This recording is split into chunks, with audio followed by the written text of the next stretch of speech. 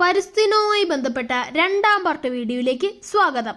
നിങ്ങൾക്കായുള്ള ഒരു star question. ഈ വീഡിയോയുടെ അവസാനത്തിൽ കുറച്ച് ചിത്രങ്ങൾ ചേർത്തിട്ടുണ്ട്. അതുമായി ബന്ധപ്പെട്ട 3 ചോദ്യങ്ങൾ ചുവടെ ചേർത്തിരിക്കുന്നു. ഉത്തരങ്ങൾ കമന്റ് ബോക്സിൽ രേഖപ്പെടുത്തൂ. ഇന്ത്യൻ പരിസ്ഥിതിശാസ്ത്രത്തിന്റെ പിതാവ് എന്നറിയപ്പെടുന്നത് ആര്? റാംഡിയോ മിശ്ര. ലോക പരിസ്ഥിതിശാസ്ത്രത്തിന്റെ പിതാവ് എന്നറിയപ്പെടുന്നത് ആര്? Alexander von Humboldt. ഒന്നാമത്തെ ചോദ്യം. കൊല്ലം ജില്ലയിലെ ഒരു വന്യജീവി സങ്കേതത്തിന്റെ ഭാഗമാണ് ഈ സ്ഥലം.